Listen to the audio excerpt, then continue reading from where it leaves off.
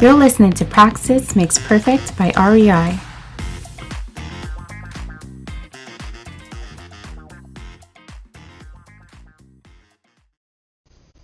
Hi everyone, and we're back. This is Carol from CHREI, and welcome back to Praxis Makes Perfect. Today, actually, we have somebody who's never been in the podcast, but has been with us for a bit. Suzanne, introduce yourself. And Dahlia, have you participated in Praxis Makes Perfect before? No, I think this is my first time. Oh, hi, Dahlia. So, Hi. kindly introduce yourself and maybe talk about your role at CHREI. So my name is Dalia El Farra, and my pronouns are she and her. I'm one of the institutional initiatives team members at CHREI, and that means that I work with different faculties and departments on enhancing their DEDI work and implementing the DEDI strategy. And I also am very fortunate and lucky to work closely with the education team on a lot of those projects. Way! We're a mutual admiration society here. Suzanne. Hi everyone, my name is Suzanne Narain, and I am a part of the education team. So I'm an education and communication advisor, and I've been with the team since June of 2023. So according to York's term, still relatively new. I love listening to podcasts, but I never have been a part of a podcast. So I'm excited and nervous. Thanks. Thanks, Dahlia. Thanks, Suzanne. And now, welcoming back Christine and Melissa. So we're the cast of the podcast. I like the way you put it. Thank you. Yeah, glad to be back, Christine. You know who I am. Yeah, and Melissa, I think you've done a couple of episodes with us before. Yeah. Hi, everyone. Glad to be back as well. Hey, so today we thought of doing something different. We're still going to have a conversation that, of course, touches on the themes that we usually talk about in CHREI's education work. But we're coming at it from a different angle. And this is because we watched a movie. I think it was recommended by Dahlia. That's how I got to know about it. And we love it so much. You may have heard about it. It's called American Fiction. It's getting a lot of Oscar buzz, rightly so. It's based on a book titled Erasure by Percival Everett. So, warning, at this point, if you have not seen the film, it's time to hit pause and maybe come back and listen to the podcast after you've seen it, because there's going to be spoilers for sure. So we did our due diligence. Okay, we warned you. Spoilers. So let's begin by describing the central character and maybe talk about the themes that really piqued our interest. So would you like to read the summary intro of the movie character and themes? We just stole this from the New York Times. Anybody want to start with this? Sure, I can read the synopsis. Thanks, Suzanne. So Thelonious Monk Ellison, a black writer and professor in Los Angeles, grapples with the literary world's racial expectations and personal tragedies. His novels, academically lauded but commercially unsuccessful, are deemed not black enough by publishers, and his confrontational stance on race issues leads to a temporary leave from his university. In Boston, he reconnects with his family, facing his mother's Alzheimer's and his sister's sudden death. Monk's life takes a turn when he writes My Pathology, a satirical response to stereotypical black narratives, adopting the persona of Stagg R. Lee for the unexpectedly successful book. The novel, later titled Fuck, becomes a bestseller, igniting controversy and leading Monk to a literary award panel where he confronts fellow author Sinatra Golden and faces his own contradictions. As he navigates familial challenges, including his brother Cliff's struggles, a broken relationship with lawyer Coraline, Monk's story culminates in a screenplay revealing the narrative as his own creative reflection, ending with multiple possible conclusions, including a dramatic and dark twist. Thanks, Suzanne. That is, in a nutshell, what the movie was about. So, in the podcast, of course, there's so much to talk about. We decided that maybe let's conduct a conversation taking up some themes, and these are just some of them. Essentialism and stereotypes, authenticity.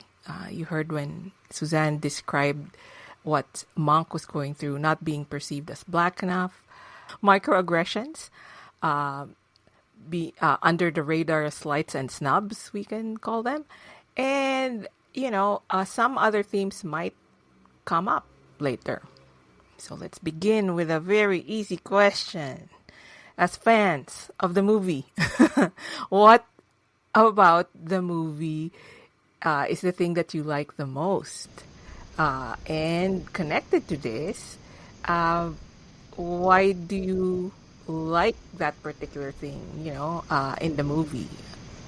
Is it because the movie does something, you've never seen before done, etc.? So let's go around. Who wants to start?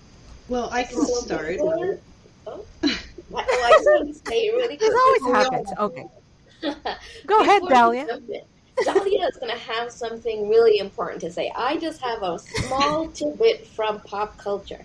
I was super excited that the actress that plays Coraline is actually it was Maxine from Living Single. So I was super excited to see her in this role. So that's Erica Rose Alexander. So that was really exciting for all the 1990s pop culture fans.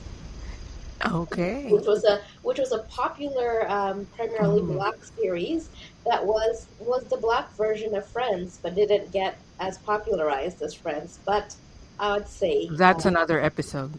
That's another episode. Go ahead, Dahlia. Thank you, Suzanne, for aging all of us right now, for understanding that. No comment. Yeah. What drew me to the movie was also a recommendation by someone whose judgment I trusted. But I am a book lover, so a movie about books for me was very intriguing, and being someone who does DEDI work, this one especially really right from the beginning, because it speaks to a lot of what we talk about in terms of representation in everything, in academia, in science, in pop culture, in art and literature. So just that kind of question of who shapes the narratives, who is telling the story, and it was really, really good. So I'm glad. I love it when I recommend something to people and they actually end up liking it. So I'm really looking forward to more of this conversation. Christine, did you want to say something?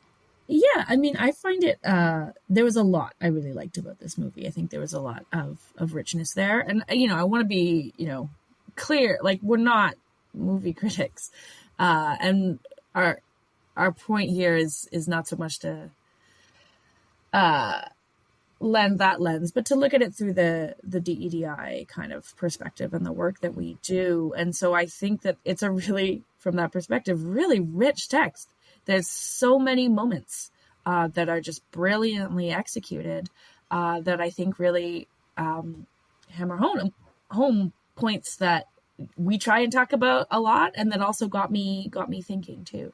And I think the movie does a really excellent job of exploring stuff through an intersectional lens. Like it's, people are complicated and messy and make decisions that are not always the best ones. And some, we hurt each other, especially when we're close to each other. And I think that trying to understand how the concepts and work of DEDI can be sustained and are not sustained through those relationships. The closer, the more that happens. I really enjoyed it, and was challenged by it. But Carol, how about you? What did you get from Oh, it? so the thing that I found the most relatable was Monk's struggle regarding authenticity, right? And that there's no easy answer to the question. First, his authenticity, first and foremost, because I think that was the main gist of the story, his authenticity as writer, an artist. What does selling out mean, right? He struggles with it a lot. He has financial problems. He's saddled with expenses. But at the same time, he also could use a bit of levity in his life. I thought Monk, seriously needed to appreciate the laughter around him and the support that his family was giving him. He had, his family wasn't perfect. None of our families are, but he did have a pretty good support system that I thought he couldn't appreciate. He wasn't seeing it, clearly in the beginning of the movie. So I thought that when his brother said something to him, that was sort of like a wake-up call, him getting in touch with that other side of himself. So I feel yeah, like I really yeah, like that point, but like I think he struggled not only with like representing his own authenticity, but like knowing what it was, right? Like he had all these walls around him, all these barriers about like who, how much he shows other people, and it often came up around money and stuff like that. But I think those walls also prevented him from knowing himself. And I think exactly. Yeah. again, when we pull that kind of DEDI lens onto things, I have like, I kind of feel like that external way of being in the world that's like very guarded and stuff like that is necessary for many folks, because like who you are, quote unquote, authentically or vulnerably, like isn't welcome. But it's also like there's a mythology around it, right? Especially around masculinity, about like not letting people in, and that itself is kind of a legacy of our colonialisms and capitalism and white supremacy and stuff like that. And they inhabit spaces where we're trying to pull those things apart in such a way that it inhibits our ability to do so. At least that's what Definitely. Monk is sort of relatable character, but at the same time, he's not always nice. Let's just say that, right? So, which brings us to kind of one of the themes we wanted to pick up, especially in various points of the movie. Certainly, microaggressions happen to Monk. He experiences them as he moves about in the world, but he also commits them. So why don't we all pick an example of something we kind of remember from the movie, and discuss it, and we can weigh in on the thinking behind it. So microaggressions, of course, we talk a lot about it in our ready sessions, but in a nutshell, they're the under the radar slights and snubs. It's very different from outright racism, sexism, ableism. It's kind of subtle, but it's incessant, right? It keeps happening. It's normalized. So let's bring up a few examples. So did anybody want to talk about a particular scene that they remember?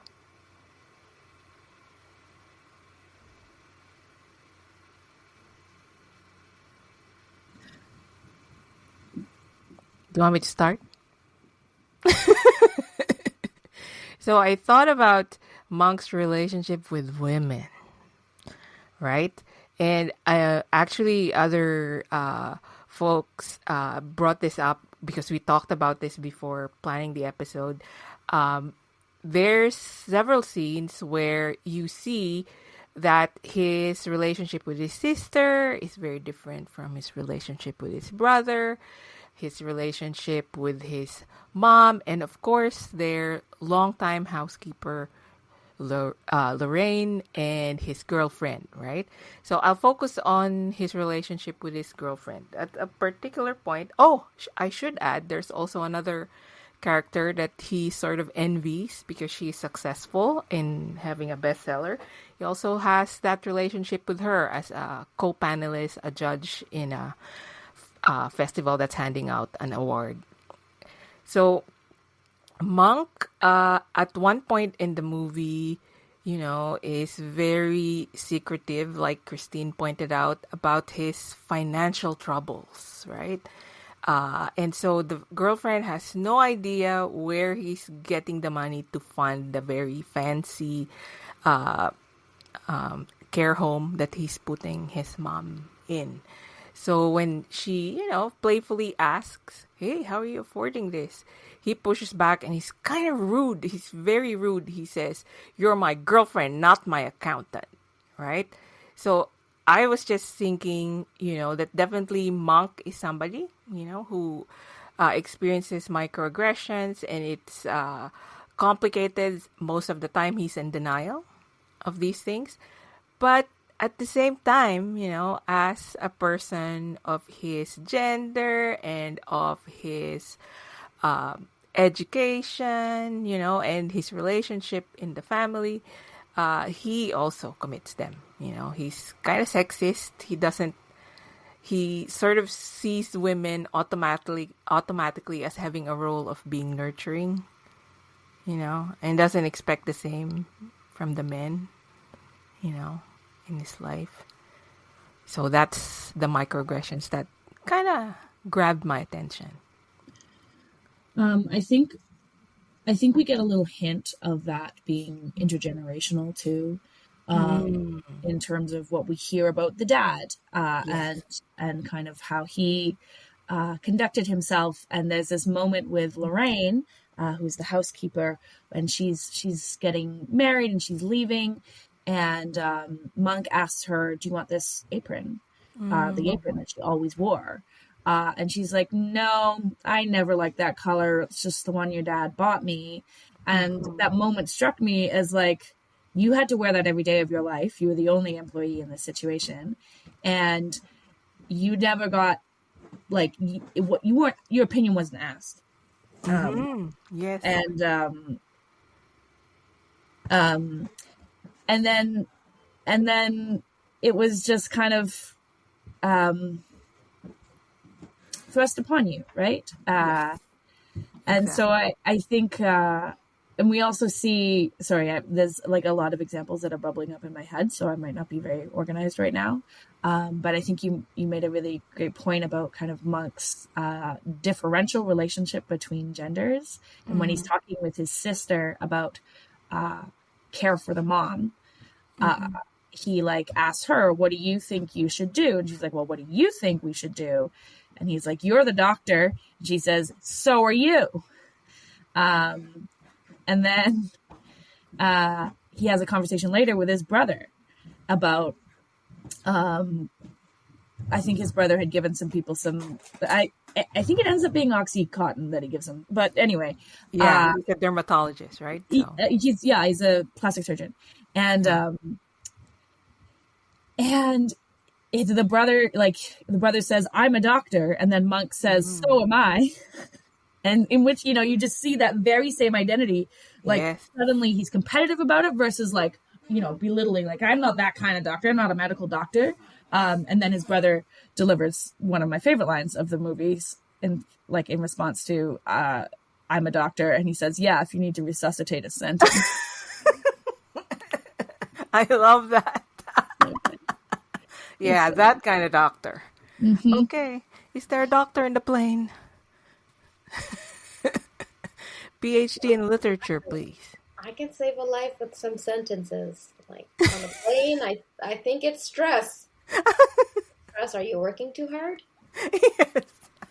I actually saw a joke on someone was a doctor of mathematics, and they were like, they needed a doctor on the plane, and he was like, -1.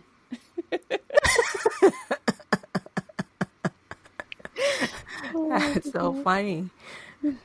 Yeah. So there's a point where in the student scene opening, I think that was a very powerful scene to begin with.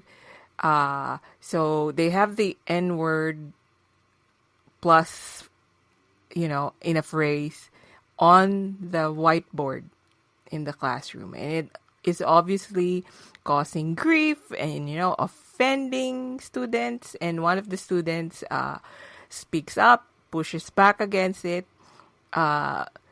It's still, it's very well written so that it's still a little bit funny because having been a sessional instructor, wasn't surprising that the student hadn't read the reading at all. I just found that. Sorry, my mind latched onto that. The fact that she had done the reading but had an opinion about it. And then this is the scene where Monk gets mad, right? I think that's the reason why he's called by the department and then put on a leave. But it's not. They try not to make it into a disciplinary measure. He's sent off to attend like a festival, I think. So, and just spend some time away from the classroom. So let's unpack that scene. What do you make of the opening scene? I find it interesting because a lot of non-black profs would still defend using the N-word in historical text, right? A lot of I know people who did English. Academic freedom, yes. Yeah, would still defend using that word. But as you're saying, the white student was the person who got so mad about that. But I think that's interesting because as a black prof using that word, it's he can use that word, but then it's essentially you're using that word in front of other people. It's are you giving them agency to use that word too? Right? I wouldn't. Yeah. So I didn't get the impression that he was asking them to say it. He had just written it out, I think, But then he's asking them to read it. That's the way he teaches, and he was expecting not to get pushback. And I like the way you framed it, Melissa, because that was also what was running in my mind. A lot of people without black identity use the same defense and do not get sanctioned by their department, right? And there he was, a black professor. How rare is that in university? And he's trying to defend his, and again, I'm not saying he was 100% just the right position or approach, right? But he was trying to explain his decision to write the word there on the board in the context of the same defense of academic freedom, right? We're talking about it in the context of the material that was written in the period, blah, blah, blah, right? But somehow he doesn't get that protection. I found that very interesting. But at the same time, obviously, and we see this in the whole movie, and his siblings pointed out, he's a very angry person, right? So he has a lot of, this spills into, whether he recognizes it or not, he spills into the classroom and he's mean to the students, right? Because that conversation could have happened a different way, but he just blows up and, regardless of his power in the classroom, he bursts into anger. You know what it actually then he's in trouble. It reminds me of zero tolerance laws, right? I think it reminds me of the right or the wrong of reclaiming words, right? I definitely think that people who identify as different equity deserving groups get the right to reclaim some words and use their words in their context. And it's not like something that can be overgeneralized or use a wide brush. And I feel as if, like, in the context where this movie maybe came out after 2020, the school may have had like a policy on using that text or that word, and maybe that's why he was very defensive over it, could have been. But that's what it sort of reminds me of. And I think it's not irrelevant that the person who leaves the classroom, the person who leaves the classroom crying is a white woman, or someone that we're kind of brought to identify as that. And that, you know, her tears ultimately, because it's about the argument, not the use of the text, right? Result in him being, you should take a leave, right? Because her upsettedness is what moves the administration. And I think that comes up in the movie so often, and I think it's so well done around like the misappropriation of, I guess, not appropriation. Sorry, the response of white people to Black people being wrong, for lack of a better word, like just missing the mark, oversimplifying, really thinking, you know, how can we make money from this? How can I, you know, make my voice heard in such a way? Like there's this other brilliant moment when they've decided who the award's going to go to, and it's the 3 white people against the 2 Black people, and the white woman says, it's so important to listen to Black voices. Yes, exactly. I thought that was hilarious. This movie is hilarious. But I just interrupted. Serious. So go ahead. So I do want to say, going back to what you said, Carol, about him being an angry person, I actually, there were you could sense a lot of frustration, anger throughout the story, but that specific incident to me was like that buildup of microaggressions over years, over decades. Yeah. And it was like the final straw of, and then it feeds into that trope or stereotype of an angry Black man or an angry Black woman. What's really interesting also is that we see him reckoning with his race, right? Like he is also of the Black bourgeoisie class. His parents are professors. They have a big, beautiful home. They have help. All of his siblings are doctors. He's a doctor, PhD doctor, but still resuscitating sentences. But like we see him struggling with what it means to be Black, what it means to be a Black professor in the academy, what it means to be a Black writer.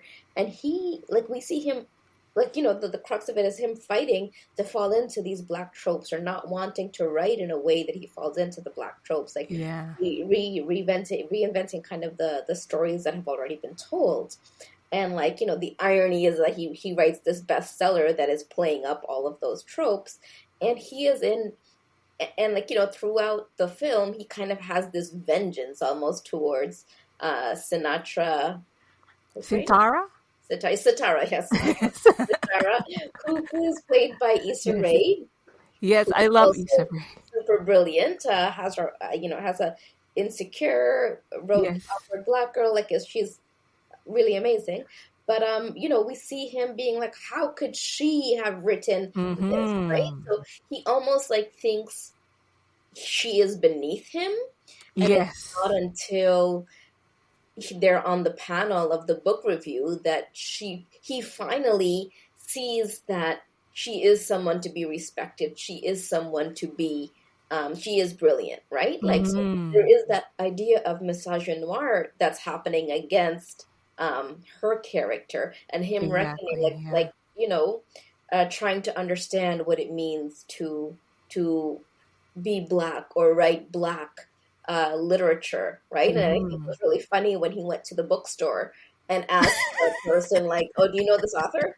like, oh yeah, that's me. And he's like, what's in the black section? He's like, I'm more than black, right? And like, I think that's the problem is like, you know, of course, black people or people are more than just their race. And I think that's why he's like, I don't even believe in race, you know, because there's so much things that people are pigeonholed into their identities, right? And he's like, I'm more than this one part of who I am.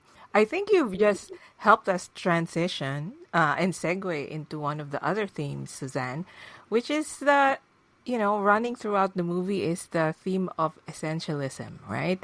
So that the idea that one person is one thing, and in this case, their identity can be determined or summed up by the trait that is race, right? So, again, this arises, one explanation for this is it arises because we live in a context where historically one group has control of knowledge creation, right? Including cultural reproduction or how you're represented. So it flattens out the complexity, so people can't see the complex human being before them, especially if you happen to be a racialized person. So, but it also happens in gender terms. Like I thought Christine was, when you brought up the apron, that's a fantastic example of the father, the patriarch, determining the female's role. Lorraine is so much more than that. Obviously they also wanted to treat her as family, and yet the apron sort of represents her, being that just one thing to them. And it's her rejecting that, like, see me for the entirety of me, right? Like I'm leaving that role, I'm leaving that behind. Guess what, right? So I thought that theme of essentialism and stereotypes was definitely powerful. And I just wanted to add to that thing about Lorraine, and it's something I didn't catch until I watched the movie the second time, about Cliff, Monk's brother's relationship with the mom, and how it's a little bit like there's this moment of tenderness, but then she says, I always knew you weren't gay, and things kind of blow up. But you see there's this other moment between Cliff and Lorraine where Lorraine's like, of course, like, she's so welcoming, so loving towards like him, and like just a very opposite in some ways, matriarchal, mothering figure. And in some ways, I don't know if there's a comment about class in there, about like, again, these kind of trappings of what it means to be in like, a bourgeoisie setting and how to express love. And I think for me, an important theme actually is like where love shows up in this movie. Because you notice that like there's lots of moments of Black joy and love, and all of those moments there are no white people present, and it's like and it's very clear. And so I think what I take from that is sort of the larger possibilities when we get outside of those binaries to actually be the complex, messy people that we are, to experience joy, right? I think we have to have that, those spaces in order to have enough of ourselves available to love, right? And I think that because Lorraine doesn't necessarily have those same constraints on her that perhaps the mother felt she had to like, perform for, she's able to kind of love these people for who they are in a more fulsome way. And so I guess for me, the lesson there is more about like, what are these trappings? Like, they're hurting us in so many different ways and holding us back. Actually, to talk to that and to go back to what y'all said about appeasing to whiteness and about the bourgeoisie, even thinking about his intersectionality as being a prof, when he was rejected by the cab, he was like, oh, yes, like he forgets that he's living in Black skin. Like he forgets that he's Black because of his class. So that was, I think, a really telling scene. And then for the appeasing to whiteness, like everything about the book, right? Who's reading the books? Who are the readers of the books? Who wants to Good point. consume Yeah. the tropes of Black people?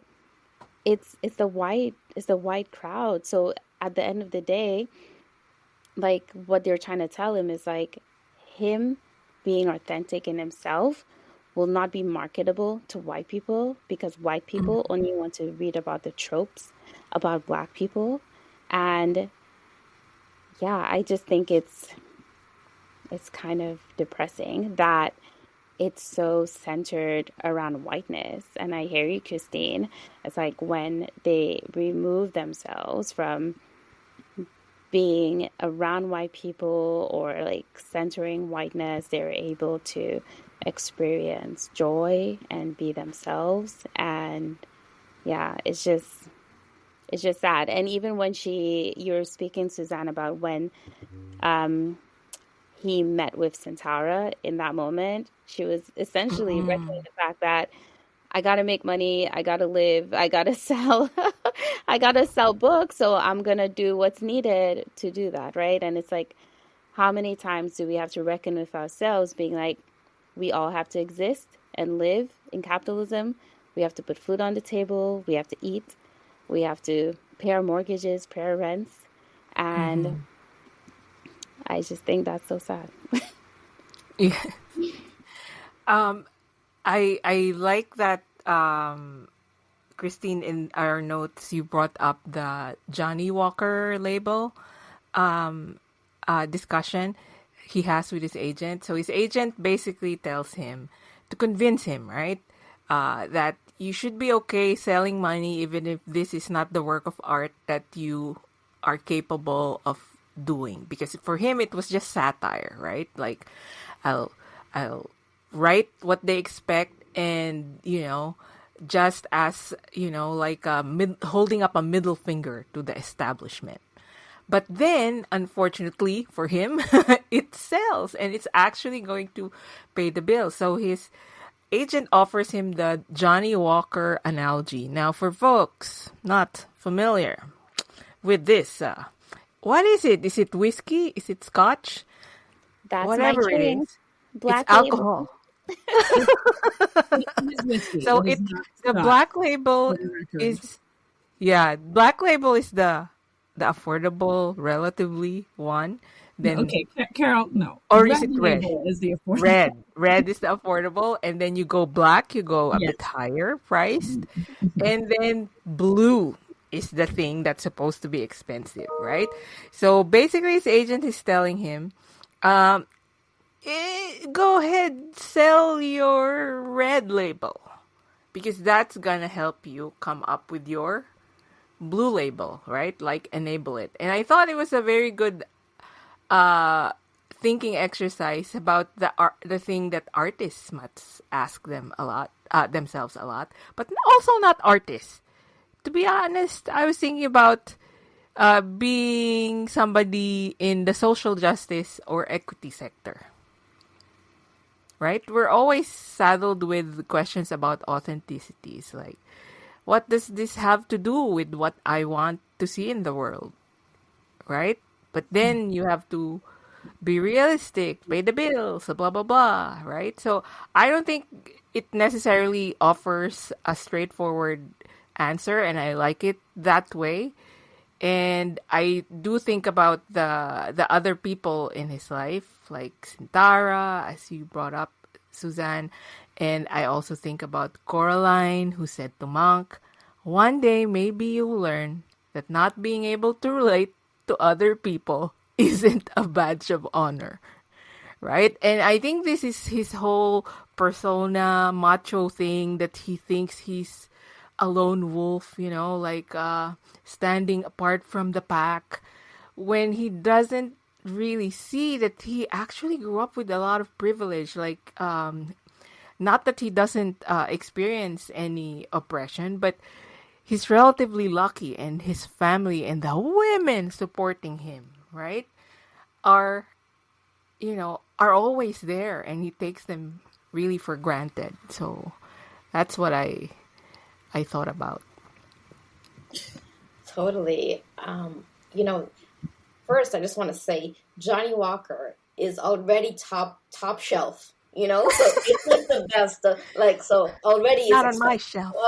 it's already at a class status that's high. Ginger You know, beer so for it's me. like That's high, higher, highest, right? So he's already like yes.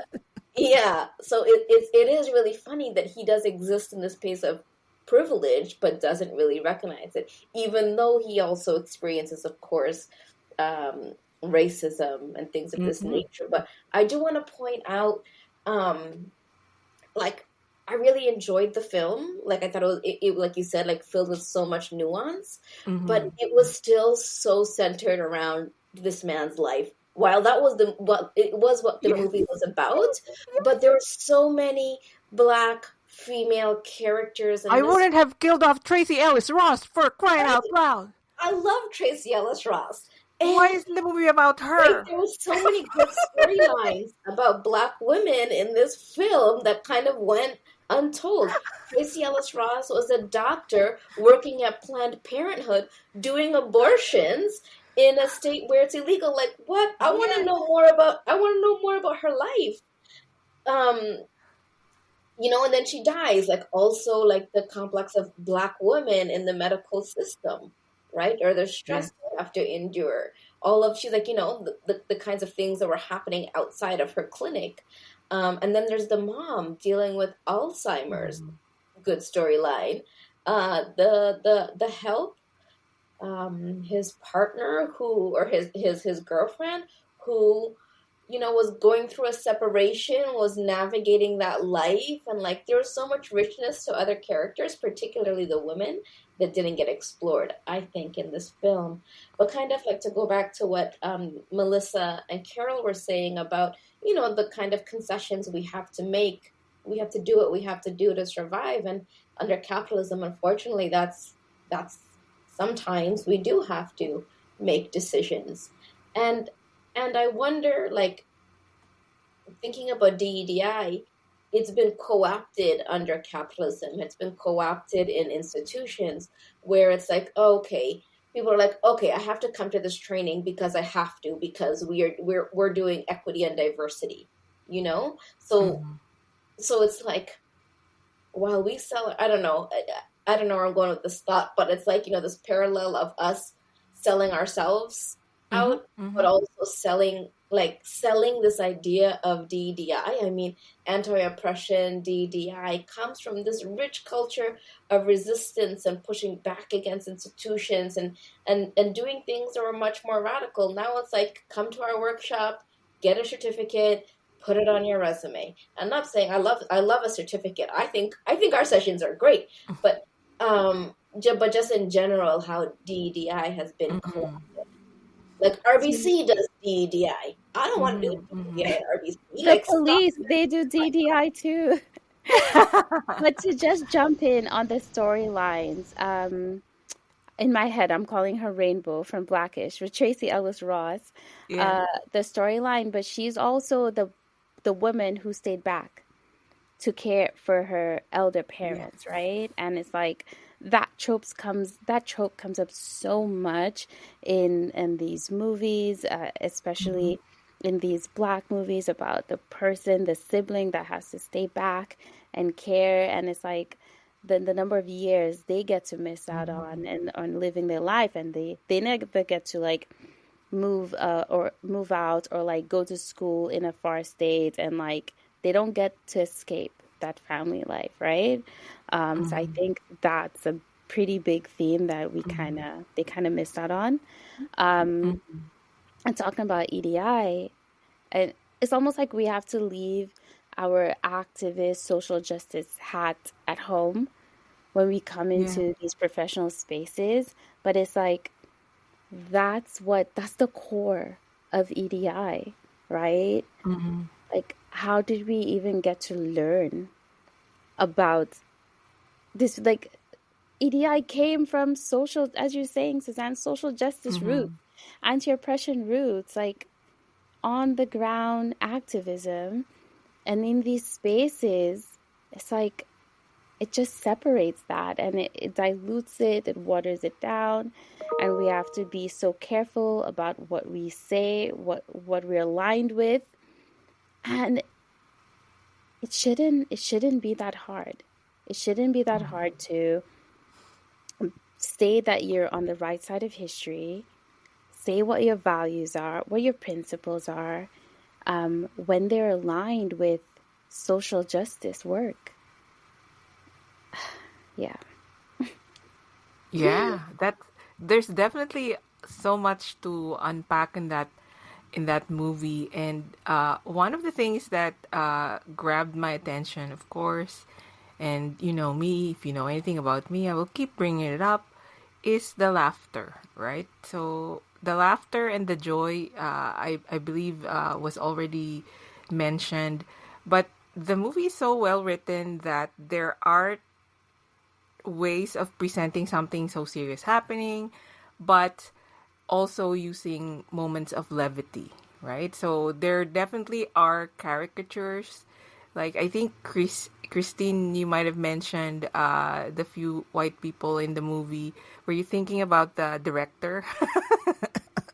Was he a parody of Quentin Tarantino or something? I do not know. But the guy just really, really got excited when the ending of violence was suggested, right? Like his character dying, you know. So I also thought about the funny moments between siblings, right? That doesn't seem to get recognized by the main character, Monk, until it is too late, right? Even, I don't think, what do you think? Does he end up with Coraline? I don't think so.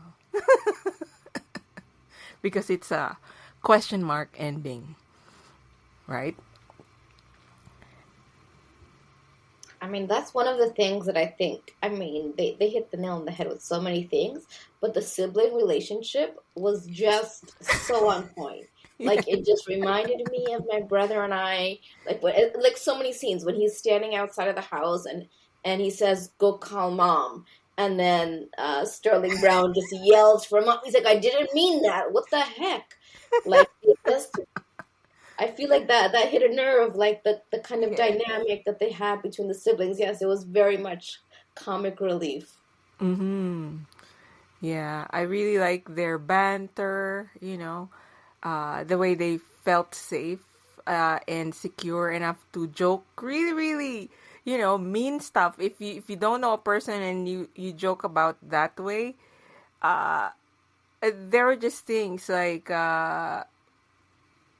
what were they saying about you know, who would play you in a movie, for instance? The comedian Tyler Perry would play you. Nothing about, you know, nothing against Tyler Perry, but the you know, the self-image, and of course rightly so, of the young brother was, he's a very hot, you know, young man, right? The youngest was a very good-looking guy. So definitely joking around like that the comedian would play you, ha ha ha. You know, and they felt so safe and secure with each other, and I thought that was the thing that was missing from Monk, his character and his life, right? But people keep bringing it up with him.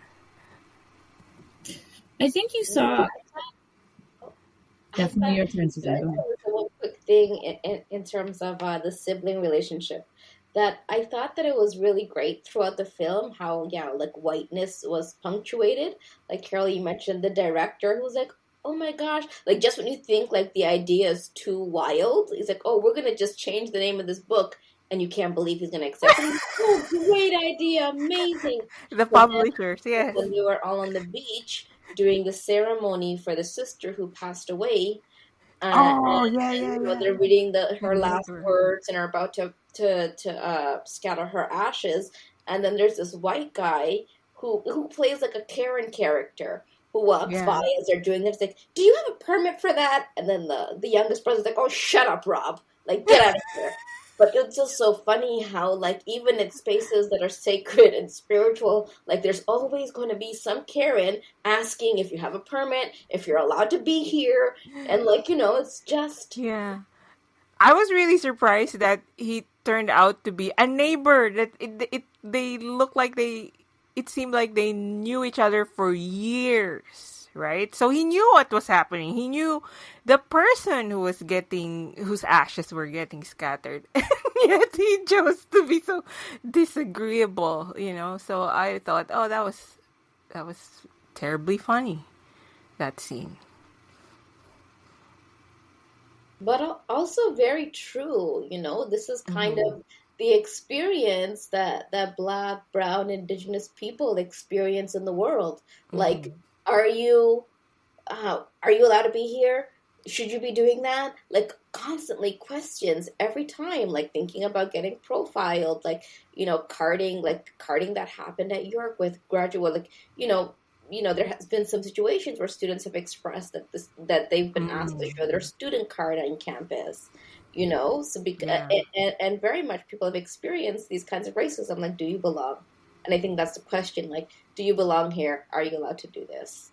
And kind of like that big brother, whether it's the neighbor or Karen or somebody's always watching you. Or him getting the invitation to be a judge, not because they, the first, they necessarily wanted to, but because they were challenged about their lack of diversity. And he just sat there listening to this, right? Okay, so the reason why we're inviting you is blah, blah, blah. But you gotta hand it to him. At least he was very honest about it. And then he does go on to say the other author is Sintara, and you're gonna love her. Like, yes. That's just based on race. Yeah. Yeah, Sintara was also a very interesting character. I thought when you mentioned it, Suzanne, that throughout the movie, he realizes, as the more he works with her, that she's so smart, she takes her work seriously, that she actually conducted research. She just didn't pull this out of anything, thin air. This was actual people she spoke with, right? And took interviews, blah, blah, blah. On the other hand, they do have that kind of very interesting conversation when he confronts her for selling people what they want, right? In particular, the white audiences who read and want that kind of narrative. And she says to him, what's wrong with giving people what they want, right? And I think that's such a complicated issue. We covered a lot of it when we talked about the contradictions in capitalism, but and I thought yeah. I think that I interrupted you. I'm sorry. No. I was just gonna reiterate that I thought it gives us, insight into how complex the characters are. They don't have complete answers, but they're just negotiating, right? Like, I'm willing to do this. All I know is I didn't sacrifice artistic standards. I did the work, right? That's Sintara. She did the work. You can't control how people think, right? But you want to, you want to be able to influence the way people think. How do you do that? Text is very, it can be taken many different ways, as we know. Yeah, and I guess it just has me thinking, like, that question of, like, what's wrong with giving people what they want, like, as it relates to our work. I think it's a real tension, because often we do, again, you all have talked about it really articulately, about the shift of the roots of this work into this kind of, for lack of a better word, like corporatization. Like, here's a little bite. Here's an hour and a half of your time, and then we're done, right? And what we end up doing in EDU is like whittling stuff down to the very most basic. Often, right? We're often doing very basic work. Catchphrases. Yeah. What's the tip sheet? Can we do this? And like, we do get feedback that people want it to be shorter and tighter and shorter and tighter, which, what's wrong with giving people what they want? And I think for me, it's hard when you care so much about those roots, the things that you want to actually change, to like constantly be asked, yeah, but like make it palatable. Yeah, but make it so that like everyone can understand, and that everyone, what you often is meant is the people who are most resistant, most unwilling to learn. And it feels jarring, and kind of back to that theme of authenticity, of like as butting up against our need to pay rent. Right? That sometimes those things don't feel like they are compatible, and I think that's a real struggle that is unveiled in the movie, but also I'll let other people speak to it too, but I feel like it's also a struggle in our work. Yeah. I Let's feel talk like, about the ending, though. Sorry, How do wait, before we you get to the ending, I was did just you going like to the jump ending? on that thought of Yes.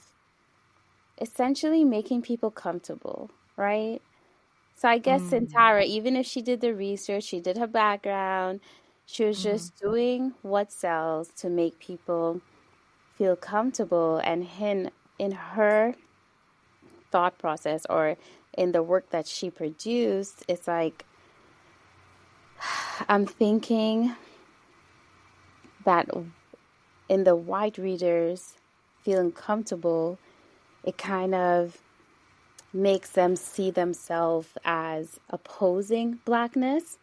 So if he would write something that was truly artistic and authentic to himself, as a black bourgeoisie, he would be too close to whiteness. So they couldn't really like get the juxtaposition between themselves and the mm. blackness. And it's like, who is actually writing this? So it's like, you want to create that opposite effect from what whiteness is, and she's writing like from the real black character, right? They want to see themselves as other. Yeah, but Um, it reminds me of what I think, Christine, in the notes you pulled out this quote, what the agent says. White people think they want the truth, but they don't. They just want to feel absorbed. And then Monk replies, "Fortunately, that is not my problem." I think therein lies the difference, you know, between different ways of thinking about, as an author. He says it's not his problem, but in a way, he sort of thinks it is a problem when he judges Sintara, right? So that's one thing that I also found. He was being very unfair to Sintara, judging her using a lens that he wouldn't want to be judged mhm. that way, right? And yet here he was still judging her that way, right? So I don't think Sintara was even necessarily revealing to us the complexity of how she thinks about this, but I think her main motivation is representation. So it won't solve all things, but that at the moment, here and now, it's important. We need the voices. So that's But what at the end of she's the day, doing. what exactly is being represented, right? And back to Yeah, yeah. absorption, it's like that goes back to what you're saying, Christine. They Mm-hmm. want it short and sweet and palpable. But at the end of the day, this work is not about making people feel comfortable. This work is about making people explore their deep rooted, seated things that they're bringing to this work, like their unconscious bias, like how they've been moving in the world to make them move differently into the world. Mm-hmm. Like, this is not comfortable space. Like, I'm so sorry, but I'm so tired of thinking about like how people will be receptive and receiving things. And I know that we have to pull people along, but like before we can get there, you have to sit in your uncomfortability. You have to self-reflect. You have to ask yourself questions. You have to unlearn and then relearn different things. And for her, and I think he did. I think he did have a right to judge her, because essentially he was saying like, why are you putting this out there? Why are you creating this Oh. caricature of Black people? Uh-huh. Why are you producing this sort of work when you can be producing something richer and more complex, right? And I'm thinking like even if she did the work, she researched, it's like it's still in a package that's, I would say, almost disrespectful. I can't really I kind of hesitate to go that far judging because we didn't read an actual book by her, this character. But So we I did feel have like some excerpts. I feel as if the whole book was yeah, like, but excerpts, do not make the whole book. I was just thinking that the fact that she went out of her way to do research, you know, we can't deny the diversity of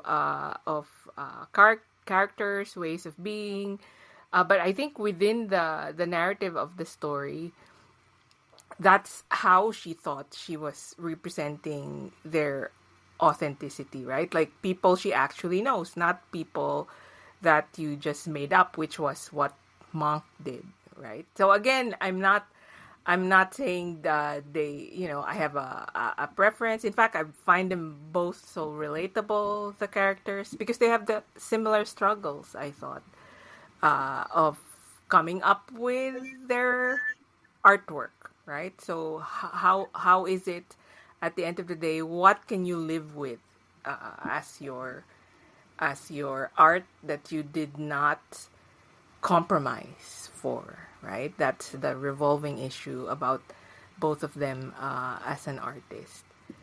I also think But there's an element yeah. of intersectionality here too, because I Mm-hmm. feel like Monk really wants to distance himself from that work in part for class reasons. Like I think there's a racial element. He doesn't like the pandering. He doesn't like the creating of the Yep, it's not monolithic. relatable to him. Yeah. But I think he also feels shame about kind of being associated with what he might consider like a low level piece of work, right? Like he Yeah. I thinks think that we can name it someone who's ghetto. Like he's removing himself from all things that are Yes. ghetto. Yes. yeah, Oh, yeah, do you remember those scenes where he had to pretend he was from? yeah. Like being Oh, when he interviewed. was talking to them on the phone, and then he had to meet someone in person, and he was like, "Oh shit, how do I act?" And then the agent was like, "I told you to dress street." Yes, And he's like Sesame Street. not Sesame Street. Oh my gosh, wait. That makes me think of his whole persona about being someone in the prison system. Like Yes. that's where he Oh went. It my was like God. either black bourgeoisie, like professional, to someone in prison. Like how did we get from 0 to 100? Like how did we even get there? Like it's just like I don't know. And then when he ordered the wine, the white director was like, "What? You're not How supposed do to you know what think wine about is." this wine? I think I'm gonna have to edit that. I just said a word. I mean, that's the title of the book in the movie. That's not. Oh, it is the title of the book. What are you gonna do? Because, oh my God. Wait! I'm just relying on the same narrative of like, well, you have to say the N word out loud because it's the title of the story. So we've come full circle. No, I think the F word is definitely we can tolerate that. And I mean, of course, feminism. So to sum up, maybe let's go to the ending. How did that sit with you? Did you find that like a satisfying ending? Was it meant not to be satisfying? What is happening here? Can you remind me about the ending? I have no idea. I can't remember. Oh, so the ending is, it turns out he's just making pitches to the director of how to end the movie, and the movie is actually now about his life, what happened, and not just the book, right? I think he inserted that piece, and then the director ran with it. But the director now wants to know, how do we end the movie now that you have a reveal that in fact it was just you, and you created this book, you had different reasons. How do we end it though, right? So that was the question, and then they go back a couple of times. There's different pitches. There's a romantic ending. There's a sad ending. But the ending that the director ultimately likes is, not surprisingly, the Quentin Tarantino ending, dying in a spray of bullets. The black central character gets raided, and but the FBI comes in storming, blah blah blah blah. Oh, because But they're believing that his story is actually true about him being in prison and Okay. yeah, and then he walks away. He drives away with his brother, right? So that's basically where he drives away from the lot. But there's a significant, I thought, detail there. He does this. He salutes, says goodbye and hi and goodbye to an actor who seems to be in period costume, and is probably again starring a bit role in a movie about slavery. It looks like the period costume, right? So the person is just there. He's an actor, but he says hi and goodbye to Monk. And that's when he and his brother leave the Hollywood lot. What do you take from that ending?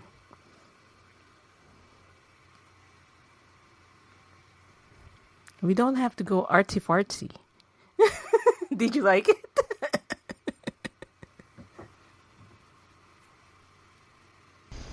I mean, I like the choose your own adventure and the multiple different Yes. endings that it provided. I'm like, okay, I can. I don't know that I particularly liked any of them. Like, I really wanted to know what happened with him and his girlfriend, Coraline, yes. Coraline. Yeah, aka Maxine, aka.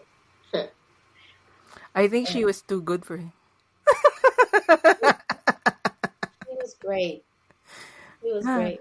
And I And it's also like it was interesting because it just feels like he kind of, I feel like, like back to like him not believing race, like struggles with his own identity even outside of race. Like he struggles to have relationships with his siblings, with his parents, minus his dad, who turned out to be, a liar, for like a very questionable character. And this person who was really good to him and supportive of him. So it always feels like he's searching for something and didn't like himself very much. And And I He ruined this. chooses Hollywood in the end. Yeah. I just also really liked how she didn't take him back. Like, Yes. that he was a great person and like he wasn't good enough. And I think there's so many storylines in this movie and in our lives of like women just kind of putting up with mediocrity. And she didn't, right? She Yes. and I think that that's something I also want to like.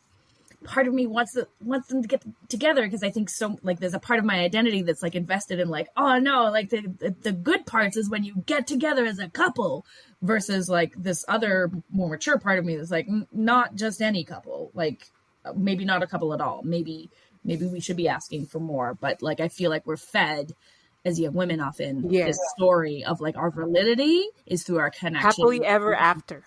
Yeah, love is what we're supposed to be after all the time. And it's almost love at any cost. Anyway, sorry, Dahlia, you were going to say something.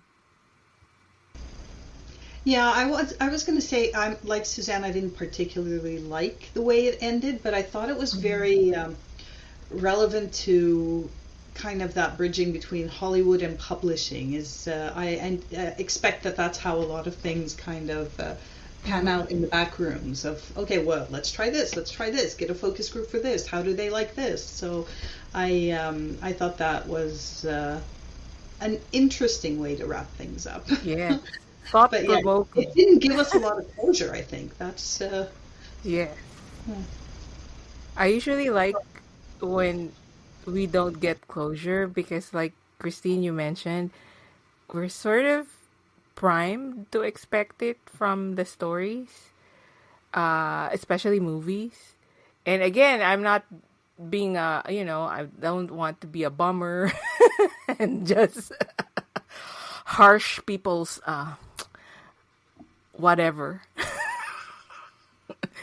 I want people to take pleasure of the stuff we're watching, but I thought this was an interesting way of doing it. I agree with Dahlia because it was thought provoking, and sometimes when filmmakers do that, they're sort of inviting you into the story.